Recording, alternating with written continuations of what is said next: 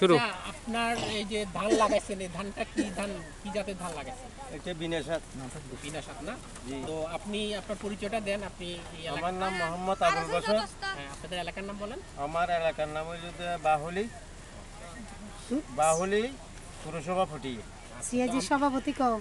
আমি একজন সিআইজি গ্রুপের সভাপতি।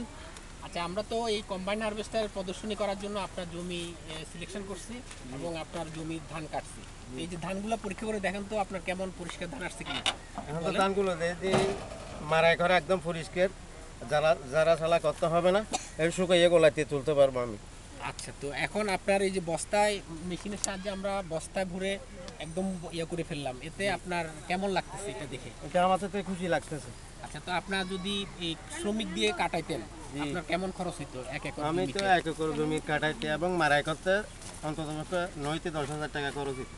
আচ্ছা, তো আমাদের কিন্তু এক একর জমির ধান কাটাইতে 1,500 টাকার তেল আর শ্রমিক, আমাদের মিস্ত্রি এবং ড্রাইভারের মিলে প্রায় এক একরের যদি হিসাব করি জি 500 টাকা পড়বে, প্রায় জি। 2,000 টাকার মধ্যে পড়বে। জি। তো আপনারা সিএজি গ্রুপ যদি এরকম একটা মেশিন কিনেন, জি তাহলে এই 2,000 টাকা খরচ প্লাস আরও 2,000 টাকা যদি তারা লাভ করে 4,000 টাকা কেটে দিতে পারবেন। জি তাহলে আপনার 4,000 টাকা দিয়ে আপনি এক একর ধান নিতে পারবো। নিতে পারবেন, আর বাকিটা আপনার লাভ হয়ে যাবে, 6,000 টাকা আপনার আপনার লাভ হবে। তো আপনি এই ধরনের মেশিন কি আপনারা চাচ্ছেন এলাকায়?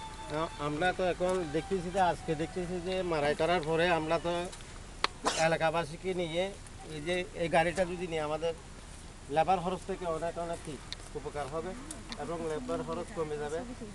একেবারে কি ধান বস্তা যখন খাইটার পরে বস্তাটা চলি আছে, তাহলে আমরা আগামীতে এই মেশিন ব্যবহার করে দেশবাসীকে জানিয়ে দিবা এবং দেশবাসীকে বলে দিব যে আমরা গাড়ি নিয়ে যৌথভাবে সবাই মিলে এই গাড়ি দিয়ে ধান কাটিলে আমাদের লেবার খরচ অনেক কমে যাবে।